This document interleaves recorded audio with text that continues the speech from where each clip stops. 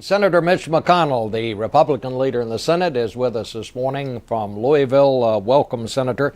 I want to start out with this statement by Speaker Boehner, because last summer, when Congress got itself all tangled up over extending the debt ceiling and the country was headed toward default, financial securities got their ratings downgraded, you were one of the key players, as it were, who helped structure a compromise that kept all that from happening. Were you surprised when Speaker Boehner said now he's ready to repeat that same fight and go through this whole thing again? Well, let's make sure we got it exactly right what happened.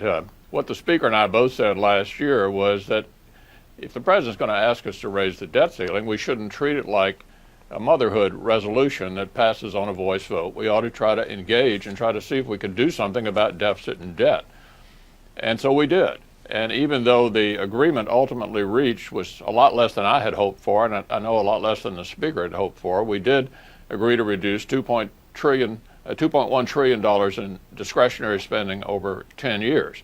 Why do we need to use the request of any president to discuss deficit and debt?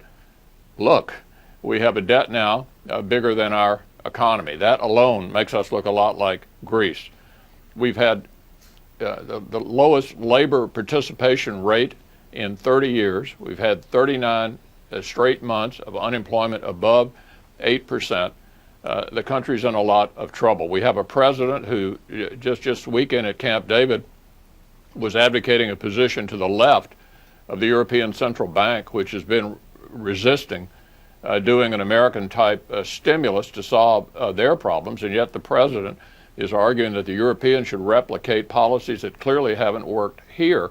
What the Speaker was saying, I entirely agree with. If the president's going to ask us to raise the debt ceiling, and he will early next year, we do need to have another serious discussion about trying to do something significant about the deficit and the debt. Well, Speaker Boehner seemed to suggest that he wanted to do it before the election, and I don't think anybody thinks that that's necessary to raise the debt limit before early next year. But he seemed to suggest that he wanted to do it now.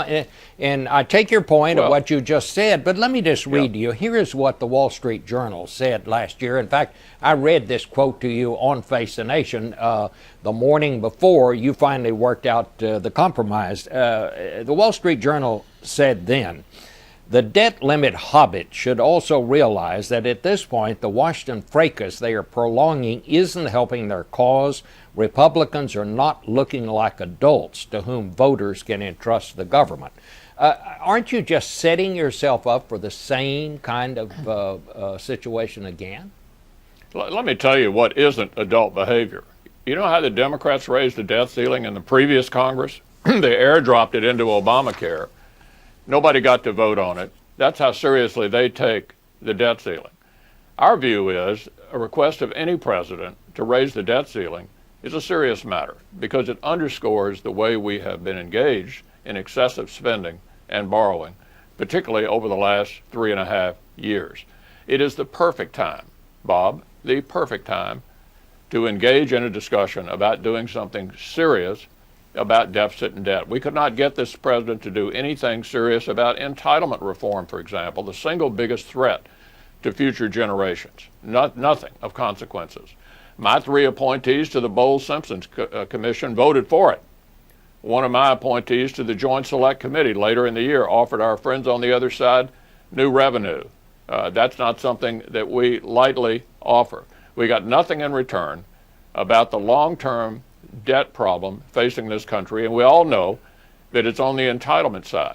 So at some point here, this president needs to become the adult because the Speaker and I have been the adults in the room arguing that we ought to do something about the nation's most serious long-term problem. Well, talk to me about the timing here. Are you talking about you'd like to do this, have this argument over whether or not to raise the debt limit before the election, or are you willing to let that go until after the election?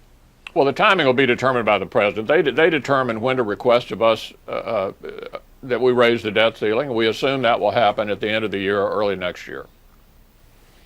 So you're not going to do anything until the president brings this up on this particular? Well, look, without presidential leadership, nothing can be accomplished. We didn't have presidential leadership last year. It's pretty clear the president's not going to lead on this anytime soon, unless he engages. You know, that we don't control the entire government. We control the House of Representatives only. We'd like to do something about the nation's biggest problem, spending and debt, which is, of course, the reason for this economic malaise and this high unemployment.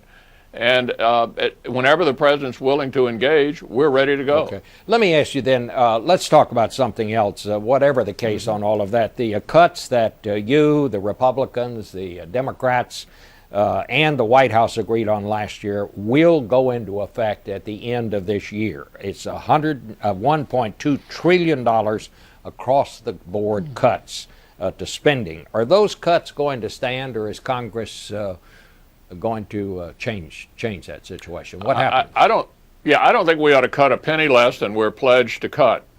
I'm perfectly open to a discussion about how we arrange those reductions, but we promised the American people we were going to get $2.1 trillion over 10 years in discretionary spending reductions, and we need to do that. We can have a discussion about how you allocate those. I happen to be among those who think it's much too tough on the Defense Department. Defense of the nation is our single biggest responsibility at the federal level of government in this country. But I don't think we ought to cut a penny less than we promised the American people last year we would.